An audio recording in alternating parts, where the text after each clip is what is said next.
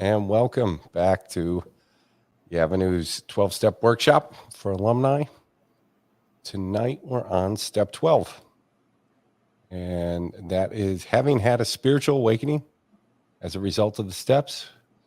We carry this message to other alcoholics and addicts and practice these principles in all our affairs. Before we get into a quick review, just wanted to say, if you haven't already, please check out our daily content at Avenues Recovery, Facebook, and on our YouTube. And you could subscribe to daily hammock readings. And we could even email them to you every morning. Daily hammock readings are 1 to 3 minute videos that help you start the day or take a break from the day with an intention based in being present, spirituality, taking note of the day, taking a spot inventory. Some of it's poetry and readings from all different times and cultures that express a life of intention we'd like to live in recovery. So check out daily hammock readings. If anyone's in need tonight of immediate help, if it's an emergency, please dial 911. If you need our help in facilitating stabilization or would like to reach out, if you can't reach out to an outreach coordinator or alumni coordinator, please call Avenues at our 1-800 number, and we would be glad to help you tonight. So let's go over a few things. This is the last of the workshop, and we'll take a little break, and we'll do one more before the summer and another in the fall. If any of you guys have suggestions or things you'd like to add value to, this is a two-way street. Please email me or inbox us or leave it on a comment. We're also considering doing other workshops over the summer, maybe 1 or 2, just one night events. Some of the ideas we were kicking around is grief in recovery, losing a loved one, maybe divorce or breakups in recovery, dating in recovery, and changing your career. And I was thinking of finding some interesting guests that could show support, speak from experience, or help facilitate tools that could help anybody through recovery deal with those challenges. So far, we could do a quick review of steps 1 through 11. And as you've seen in the other videos and coming here, step 1 is this conscious decision to diagnose yourself that you have substance use disorder. And that means you've lost the ability to use drugs and alcohol safely. And that your use is distinct from, say, a normal person's because it involves progression, tolerance, which will build up to a serious withdrawal depending on your drug of choice. But more importantly, as you switch between 1 and 2, you're also taking into consideration, is there something deeper to this? What was it about drugs and alcohol? What did they do for me that was so compelling that I was willing to possibly lose everything, a job, family, friends, until I can, to the point where I was considering this after losing things? It's because that second step is saying we're insane. Maybe we don't know true from false. Maybe there's a blind spot. And then in both 12-step programs, you see them start to describe this mental blank spot that could happen to people like us, regardless of what we want out of recovery. Without help, it's too much for us. And they're saying the problem lies when we're sober. And step 3 lets us transition this now. We're not going to talk about how much we drank or how much we used or the rituals. These seem irrelevant to getting better at this point. We really want to focus on calling our disorder 4 distinct ideas that are attached to our personality. And if we look out for these things, we will truly defend ourselves from relapse. And the 4 character defects they describe is selfishness, dishonesty, resentment, and fear. Step 3 lets us confront selfishness, the first of those character defects, and challenge ourselves. Where does our will lie? What saddle is on this brain that now might be getting relief or feel stable? It could be, 30 days sober, 90 days sober, whatever that story is. we're now making this consideration that something deeper is wrong. And it's with our cognitive life. And if we're going to have a spiritual awakening, which we'll discuss tonight with our guest, it's proposing we're asleep. What are we asleep to? This inability to be present in our life and live it in real time, either being tormented by the past or sentimental in a form of a resentment, or repeating behaviors, putting all our relationships in these patterns that become destructive. Or if you're anxious like me in a future that is not realized yet, and just feeling horrible about it. But I can't be present. I write this down in a fourth step in this script of resentments, harms, and fears. We saw the multitude of ways you could write that. The fifth step allows me to read this fourth step and have a broad discussion about every detail of my life, tell my entire life story. And at this point, we could consider having a relationship with a licensed clinician or a therapist. And who you'd want to do that with. You could do it with multiple people. But the point is, you want to do it thoroughly and to the best of your ability. Step 6 introduced us to meditation. We sit an hour alone and reflect on what were these first 5 steps I did. Step 7 concludes that meditation that these character defects, they may not leave, but the past, these harms and pains of the past, we can start to find a plan to resolve them. And that transitions into 8 and 9. 8 lets us make a plan for these amends, reconsider if we left someone off them. In Alcoholics Anonymous, they say your 8 steps basically done if you have a 4th step. They tricked you now. Because we saw in the 4th step prayer, it said, God, save me from being angry. Joe is a sick person. That's if someone resents me, which is easy. How can I be helpful to them? We're already seeing them. We're considering resentment someone that could be forgiven, and maybe they have the same strife and turmoil in life as us. Can we forgive that? By step 9, we're gearing up to resolve these relationships with an amends. And that could be more than an apology. It's a change. It's an active change to the relationship. And some of these, we saw different ways you make amends. Some of the workflow of an amends, that you make the plan with someone else. You could pray and meditate. You get other people's consent if they're involved. And we saw we won't be alone at this point in the steps, that we have a sponsor and a support group. Step 10 lets us think this way and become a discipline to take our inventory. Step 11, most 12-step groups are suggesting that you do it twice a day, once in the morning, at night, is this consideration of intention.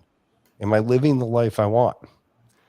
And now we're at step 12. And how do we carry this message? The message that the steps has saved my life from addiction. And it's so important. I might want to practice these same spiritual principles in all my affairs. And I've suffered consequences from not doing that. I'm a person that has to work the full 12 step. And how I do that is spending time with alcoholics on my personal time to show them how to work the steps, be it if it's AA or spending time with people in refuge recovery. I cannot keep the graces the 12-step life has given me without always being willing to share it with someone else. And we have a great guest tonight that understands that completely in her work and in her personal life. Tara is with us tonight from Avenues, Fort Wayne. And I guess we can't hear the round of applause, but I know it's loud, Tara. So give us some clappy hands. Tara, tell us who you are, and let's talk about step 12. Okay. Well, I'm Tara Schlemmer, and hi everyone. I already see a lot of familiar people in the comments, so that's kind of exciting. I'm what you call a group facilitator here at Avenues in Fort Wayne. What my job is I just help facilitate the groups during the day. And there's quite a few of us who run the groups. And that's just basically what I solely focus on, is just passing the message along to others and giving them the information that they need in order to help them in their road to recovery. So that's pretty much what I do. And I also am in recovery. I do have I'm very close to 5.5 years clean. I suffered from addiction for quite a long time, and someone had introduced me to the steps and just to recovery in so many different forms, because we could utilize the 12 steps in so many different ways: NAAA, refuge recovery, smart recovery. It all comes down, it all joins together as one, in my opinion. So the 12th step is having had a spiritual awakening as the result of these steps. I'll just stop right there. I would have to say a lot of people would say this is a religious awakening, but in my opinion, it's all of our experiences are different. But in my opinion, it's just about the change. It's about the change that we make, the process of the change, and just how working the principles within that change on a daily basis that really gives us that spiritual awakening part. That's how I see it. And everyone has a different opinion about it, but it's definitely just how we grow in our recovery. And the rest of it is we try to carry this message to other alcoholics and addicts. And this is my favorite part of the whole 12 step, because I have made a career out of carrying the message, sending the message. I do volunteer work on the side as well to spread the message and just help as many people as possible who are still suffering. So in return, that helps me. So that helps me stay sober and stay on the right path that I need to stay on, and to keep me from relapse or prevent me from relapsing. So, and then practicing the principles in our affairs, which is just basically practicing the 12 principles, which is, I don't have them memorized, so bear with me, but like honesty, hope, acceptance, faith, courage, patience, humility, willingness, integrity, service. Those are just some of them. So practicing those on a daily basis is extremely important to me. So that's my take on the 12th step. So, what do you got? Tara, I like that you mentioned the principles, because it's not often anyone memorizes, or I always have to look them up myself. Because if I'm at a meeting, I go to a morning meeting, and a gentleman, he's just like our AA scholar. When I go to an AA meeting, and he always mentions the principles, and it's something you almost have to be taught, because I always thought it was a synonym at first for applying the steps. And I think it is. There's like a duality in it. And then the principles arise out of these principles you have to that come or have to be brought to each one of those steps: hope, Yes. willingness, honesty, an open mind. And I was sober 14 years at one point. And for about the last 4 years, I was not practicing those principles in all my affairs. Mm-hmm. And I didn't drink for a decade. And I thought I'd never drink again.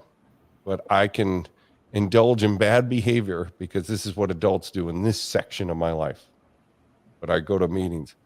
And I think the 12 step, if you're going to have a spiritual awakening, like at some point, it's not about me not drinking. Like in this process of the steps, it becomes how awake do I want to be? Like, what was I really suffering from those late nights I was trying to meet oblivion? Like, what was I really looking for? Like, what kind of relief? It can never be permanent. I can never find the relief or keep it. And the 12 steps showing me this door that I could keep marching towards that idea I was really primally looking for in an addiction. It's being awake and it's being present. And I think that's the promise of the steps that I don't ever want to take for granted, that in the last 2 years with the pandemic, those steps provided me moments where I could be present. I didn't have to be in the past again. and I wasn't pining for the future. And if you're not used to it, it feels uncomfortable at first. Is this what peace feels like? Like I'm here, I'm home, and I don't want to be anywhere else. Can you relate to any moments where that kind of just in your recovery where you realize, is this it? Is this the moment? Is this what it was about? I'm myself. I mean, yeah, definitely. There's definitely many different experiences like that, especially as I hear other people's experiences and other people's strengths and weaknesses and their journey. Sometimes it really brought me peace. It made me feel like as if I wasn't alone. That there's other people out there that are going through the same things I'm going through, and I can just relate to that, which is almost like a huge just sigh of relief. And learning to live in the present moment is very difficult, especially when you are living such a chaotic life in active addiction and you're solely focused, especially even on your journey in recovery. It can become difficult not to think about the future and dwell on the past. But if you really want to obtain that peace, then living in the moment is the best way to do that. And just being mindful of your thought process and what that looks like. If I'm sitting there dwelling on the past, I'm going to rummage up a bunch of emotion that I don't want to feel, So therefore, focusing just on the here and now and enjoying that is probably one of the best lessons I could have learned in my path to recovery, for sure. Yeah. I like to kind of talk when I'm talking to people that have been sober, and you've been sober a while.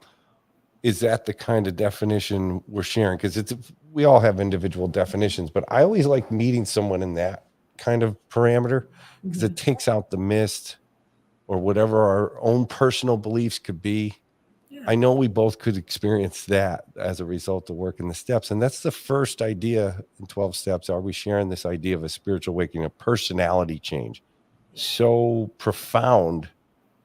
You've overcome active addiction. That's the baseline. But immediately that sentence is pivoting that to keep this, the whole title of our little no free lunch, this is the message we carry. And 12 steps is specific to that. And I'm not a fundamentalist. I think there's many paths to recovery. I really believe that. And I see it. It's true. I'm comfortable with 12-step living. Makes sense to me. But right off the bat, it pivots that you can't keep this spiritual axiom. You've been blessed. You've been saved. You've been pulled from the grave kind of deal, whatever poetic way you want to describe it. The best way to keep it and to maintain it is that you share it with other people. And the opening line, and at least in some of the text, is strenuous work with other alcoholics and addicts. We find will save us from the worst parts, the low points in life. And they could come to you in sobriety. You can lose things in sobriety, either no fault of your own, or you made some mistakes, you lose some relationships. But I've seen those all happen, and you don't have to drink. You don't have to use drugs. Now, am I going to harm someone with some bad behavior, bad thoughts? And they're saying that the fail-safe is if you know how to work the steps, you could show someone else. Yes, definitely. It's like nowhere else. It would sound like irresponsible behavior in any other professional organization. That's why I know AA is my home. It's like, nah, go out and help someone. We don't care what condition you're in. Like, you've worked the first 11 steps and you have a good roadmap and teaching someone what NA is, if it was an NA or A. It's your obligation to keep your hand out for another suffering alcoholic. My sponsor would talk about it. Sometimes that could be one person a week privately. That could, for some people, it might be, they're giving people rides to meetings that starts as service, and little helps. What was the first time you kind of realized you're going to have to be ready to help other people? when I was asked to share my own story, I didn't realize, so many people say, well, that's for your own healing experience, but like just sharing my own story, I was amazed at how I touched so many different people in that setting. And right then and there, I was kind of hooked. I was like, okay, this is an amazing feeling. And it just brought me so much joy and peace that I couldn't stop after that. And I just kept on sharing and volunteering and doing anything and everything I could to help other people. Did you ever think you'd be able to speak about that in early sobriety? Like, was there a transition? Like, that this story, it could be really uncomfortable maybe to tell before you got through the steps, you get you get this work, you get guiding by your sponsor, you realize it's the asset to staying connected to Yes. recovery. And it can be difficult at first, but like I said, once you do it, it's like just a relief that you get and just an excitement and joy to see how many people you've actually touched and just how focused they are on what you're saying and how much they can relate Yeah. and take from that. So, yeah. Yeah. I always, when we're on step 12, I try to read Dr. Bob's Nightmare. There's a little 4-part section of why he continues to work. Step 12 would be it's a duty, it's a pleasure, and he feels it's an insurance policy. Every time he spreads this message, he's taking out more insurance to keep him safe from the first drink.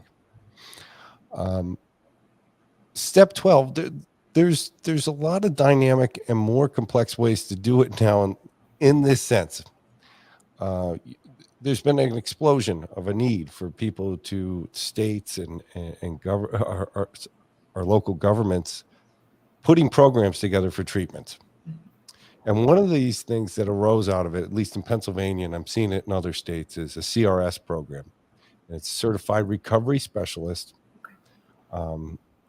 And I took the course, but I never got certified. And it was great because it was giving people peer to peer this other standard of ethics and help. And it takes a little bit of the fundamentalism out of it. It's like, this is an AA help, but you could listen without judgment to someone that might not want what you have, but you're going to be able to help them where Yes. they're at. I really found that interesting. And it's not something you always hear at a meeting or you'll be taught. But I thought, wow, this is great. I'm seeing it pop up all over in states. Have you been noticing that? Oh yeah. Oh, absolutely. Yeah. I know many people that have that certification, and it's actually a certification I'm working on myself. Yeah. So it's definitely something that I think is very beneficial to our communities. And yeah. Yeah. I noticed that with your community and what I'm hearing in New Orleans, here in Pennsylvania, 12-step life, there's a large flourishing community. And so some of the 12-step work outside of just working with other alcoholics, what we tend to forget, by this time, you'll need to practice step 11 because it's not always pleasurable to help someone. And we can't kid ourselves about that, but there is a duty to it because some people are really sick that you want to help. And it's going to take tolerance and Yes. patience and kindness. I don't want to argue with the newcomer. You have to let them talk for a bit. I came around when there was this old brand of AA where someone could get scolded very easily or humiliated. That's not my style. It doesn't fit into the paradigm of who I am.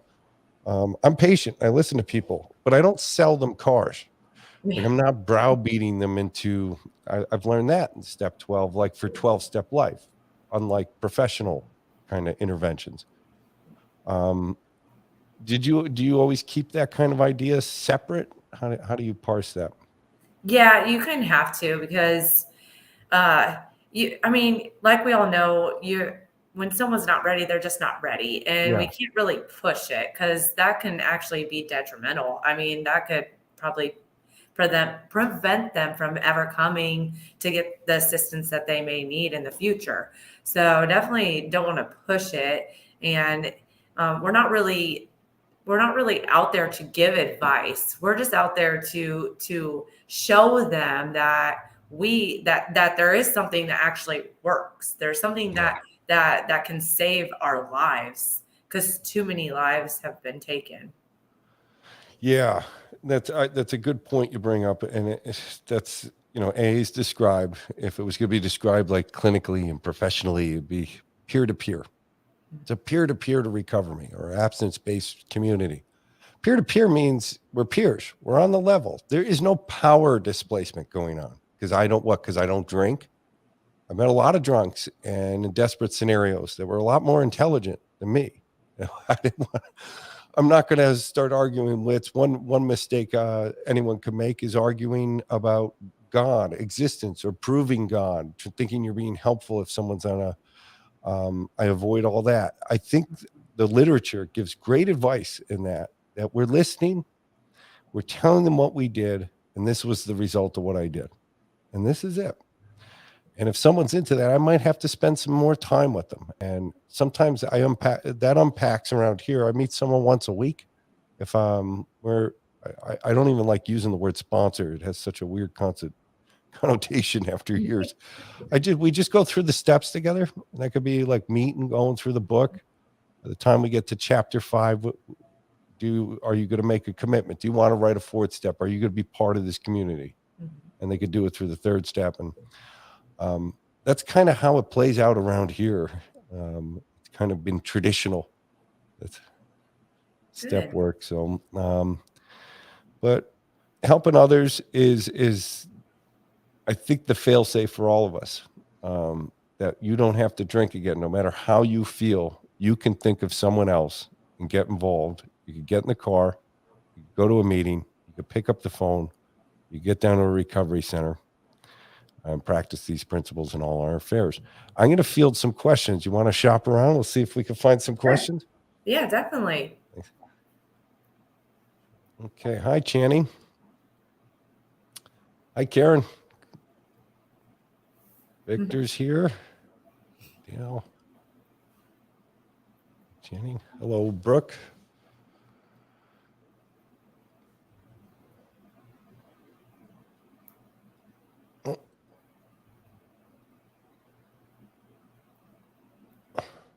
See, probably made it all the way to the 12th step. We did. We didn't quit. This workshop's discontinued until we find someone misplaced step 7. We go through my notes. Thanks, Brooke.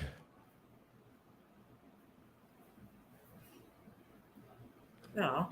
I'm fielding all the greetings, Tara. Yes, a lot of greetings.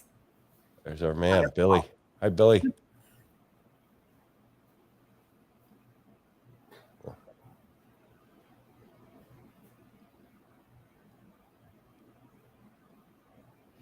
So working step 12 too, I think sometimes with the CRS program, but even prior to that, what we see around here, when you see a real community involved, and a guy's commitment's real, and he could get sober. I like in that working with others, man could get sober, home, no home, wife, no wife.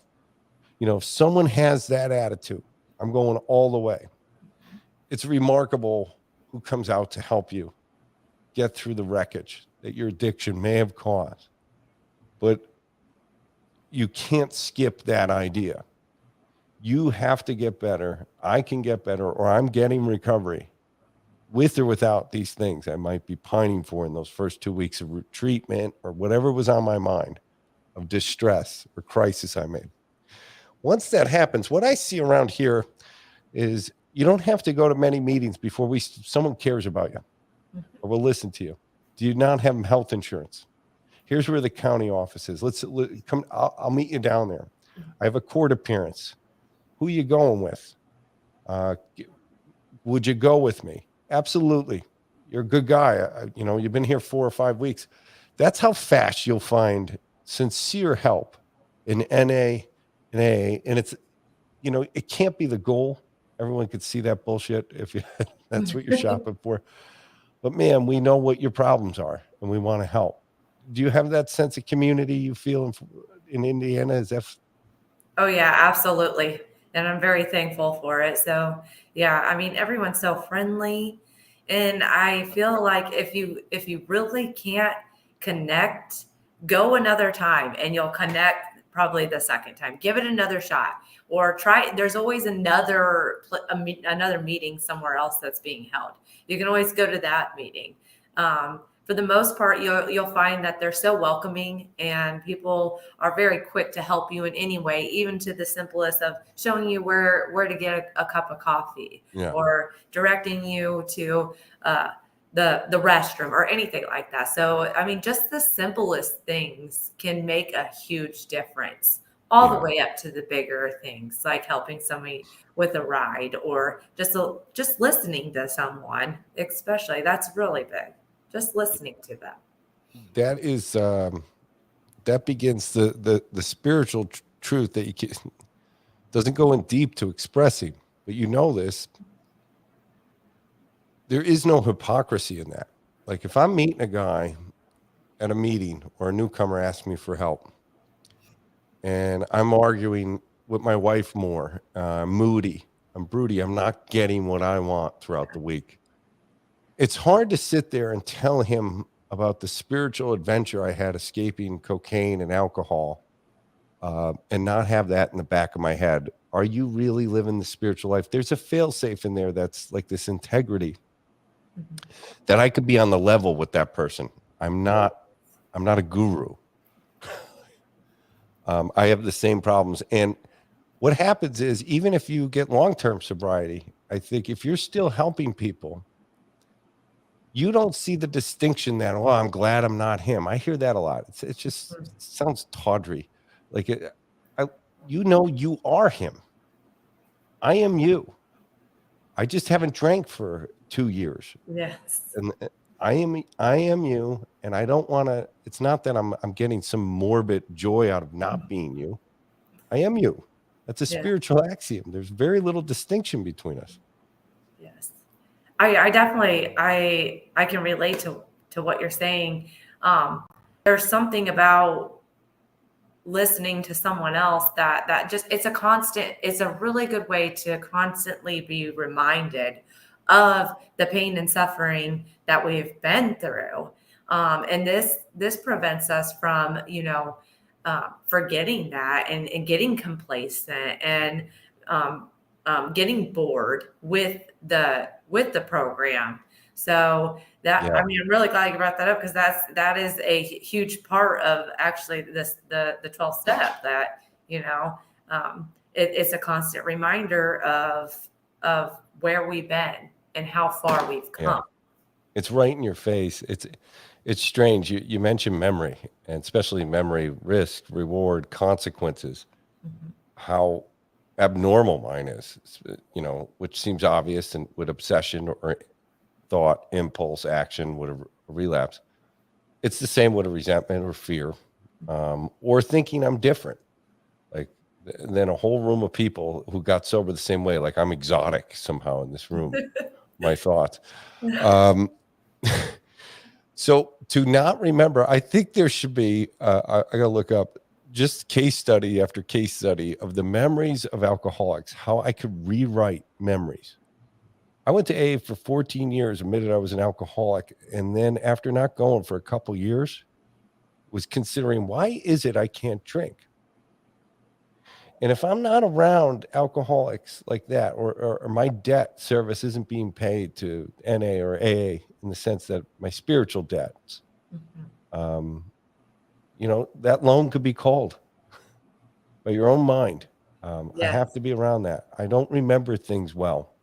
If I'm, and my empathy needs to be in the gym every day because people had a lot with me and I owe it. Yeah, I couldn't agree more with that for sure. For Yeah. sure. I think Well said. Billy has belief. I can relate. So what you were talking about on the 12th step, by getting out of myself and helping someone else strengthens my sobriety. I was taught to be a service to God and others. Staying spiritual, maintaining the awakening is a 24-hour process, 7 days a week for me. Thanks, Billy. Billy, you were helping guys when you were in treatment. He was helping me. I was a second shift tech right when I started at Avenues, and we related really well. He's a good guy. Hi, Channing. Good meeting. Thanks, Jerry. So with 12 steps, one aspect that it's working the steps, practicing the principles. I want to read more about those because they're unique. They're not something we read at every meeting, but they're there. And willingness and open-mindedness. They could sound like cliches after a while, but what does it really look like when you have it? I have an open-minded, I could be, it's easy to be present. I'm not anxious about what I have to say or what I have to be in that room. I'm just listening, absorbing. I think the 12 steps helped me tremendously do that in the last year. I kind of missed that part. I always knew I could talk about a book or something that's impartial to my own personal experience. What I forgot to do, that I learned in the first year coming back again, was listen to other people. And it was a safe way for me feeling not only their pain, my pain was matching theirs because I had the same pain. I just didn't have the guts to talk about it yet. But I listened to a lot of people. I'm like, not only did I feel empathy, I was realizing I've had the same pain. I've been blocking it out. Like I was asleep. I'm having an awakening. A lot of my awakening started when I was really started deeply listening to people at morning meetings or up at Avenues at night. And I guess that's something I never expressed, that I could get so much out of listening because I'm such a talker. Do you find you still, there's service in the deep listening of a newcomer? Oh, yeah, absolutely. I feel as if that's the best part is listening to others. And not, I've been really working on this too, is not being too quick to speak and allowing those people to really say what they need to say and giving them enough time to say it, because I don't want to miss out on something, because sometimes we get so eager and we just want to pop right in there. But having patience is definitely a tool that we need to have and carry, and it benefits us to be patient, to hear that person out and hear what they have to say, because we find that it's we can relate to it, or maybe it's a different perspective on something. So it's really important to have patience and just hear someone out. Yeah. For sure. Yeah, I see that's some of the strongest advice, and in the 12-step programs is taking the time to really listen to your man, especially of his background or what he knows a lot about. He could be an expert at something. Don't put your foot in your mouth. Just be kind and patient. And when the time where he asks you, you tell him your story. And from that point, the one thing you're there to do is facilitate showing him that you could be free of this condition you're in now. And do you believe I had it too? I'm not in that crisis where you're at, but I could show you a way out. Absolutely. Completely agree with that. For sure. One cool aspect is picking a sponsor. Sometimes I give the advice for especially people who've been around or relapsed or had a bad experience with the sponsor. It could have been, some lunatic. It's AA, it's free. But that makes it spicy. It's fun. But I was given this advice, and sometimes it's easier to not say you're looking for a sponsor if you have had some of those experiences. It's if you like someone, you relate to them, what they were sharing. They sound sane, reasonably happy. You'll go over and ask them, have you worked the steps? Would you be able to show me? And I think that puts the relationship at a level playing field. That sponsor if you're a newcomer and don't ask, you don't know what that means unless you can read the pamphlet, which is really good. Um, some people, it gives them a title. I'm your sponsor now. Mhm. But there is this act of humility in doing that, but sometimes it gets right to the point. What's your message? Is it this? Is this your message? How did you pick your sponsor? How did that come out? I do believe that it's extremely important to take your time, um, and it's possible that they might just come to you. I feel as if the right person at the right time will come to you. If I mean, there's so many factors that go into place whenever you're picking a sponsor, and you just want to make sure that they're available. That you can trust them, that you can relate to them, because not all people. Someone that's going to hold you accountable and just basically tell you about yourself, whether you want to hear Yeah, it or not. And people people are so quick. I feel like they're so quick to jump into that. And as yeah, important as it is, you want to make sure you're finding the right person no matter what. So definitely. sometimes just allowing it to come to you would be beneficial too. Yeah, yeah. It could be a friendly advice. Like, I became friends with my sponsor, but during the steps, I wasn't. It was kind of serious business. I was meeting him Yes. once a week, but he wasn't a guy I called because he had a family. I didn't call him every day. I had other guys I called every day that were my age. This was the last time around. And, you know, that looks different for different types of people. There's different types of people that can't answer the phone, but they're great guys and they'll meet you once a week. There's other guys that they're the guy you want to call after 10. You're going to, in your first 3 months of sobriety, want to start to salad bar that out. What does a support group look like as I'm getting through this process of going through the steps and being able to find out if I could be awake, take care of myself. I like what Billy said in that comment. It's this full package of a 24-hour day. Hmm. I wake up, I have a plan. It's okay if it goes awry. I'm there for another alcoholic. With when all else is breaks even, I'm living. This is all gravy for me. I've been saved from the destruction of an addiction. I could Yes. always take pause and gratitude from that, and take a breath. And my primary purpose is to help another alcoholic or another drug addict. Um, that's a real good baseline for me. And it's not cheap anymore. It's not cliche. If I get flustered with life, and my family and my responsibility and my obligations to them. Outside of there, that's what keeps me the man, my wife wants to be around, or Mhm. is that's one of my principles. I got to be there for another alcoholic or a drug addict all the time. Yes. I absolutely agree. You can't thank AA enough for that, because what seemingly could look like you're looking for happiness or something to replace your high so you could tolerate life is far more meaningful than that. What you find in the steps, it's giving you purpose. That, if you want to admit it or not, if you're desperate from addiction, purpose is left, or you don't believe it anymore and you haven't admitted it. And I'm thinking I want to be happy, and I've always equated happiness with dopamine, or an opioid release. It's very fleeting and it's cheap.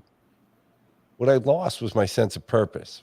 And barring AA, Refuge, or NAs, if you go all in, it's meaningful. It's a really meaningful way to live, to help other people relieve pain, because now you know how much pain you were in.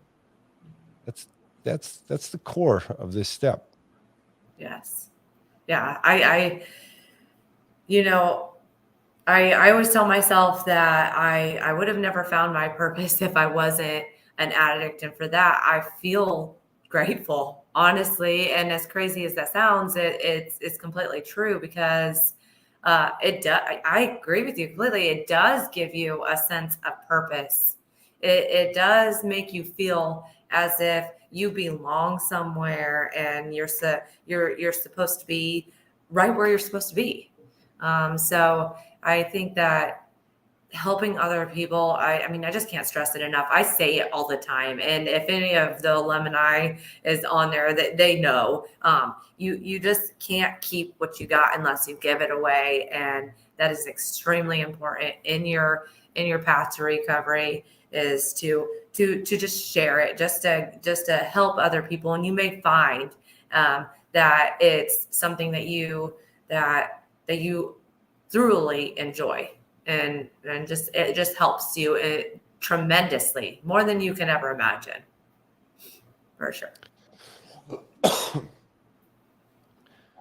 Guys, I put my email down there. As always, if there's questions you did not want to ask during this or we didn't get to, always feel free to email me. I'll get back to you within the week. Step 12 is it. I mean, that's wanting to have a spiritual awakening. It's something you'd want to get to and be able to. Oh, geez. We just told COVID's over. Don't worry. Yeah. So anyone who has questions on step 12 or finding a sponsor from this week, please reach out to any one of us. My email's up there. As we wind down now, if you have any other questions, please bring them forth now. Also, please stop by, check out hammock readings, and leave some comments or suggestions of stuff you'd like to see in hammock readings. And I'll get on it. We will be bringing our 12-step alumni workshop back up sometime in April. We didn't solidify the dates, but we're going to do this again in the spring and in the fall, and we'll have guests from all over. Tara, it's been a real treat meeting you, and I want to thank you again for coming on and sharing your message from your heart and sincerely. Thank you for having me. And guys, my wishes for you is for you to carry a message of hope, and that the steps they work for all of us. Everyone be safe and sober. I'll see you guys soon. Tara, thank you. Okay, thank you.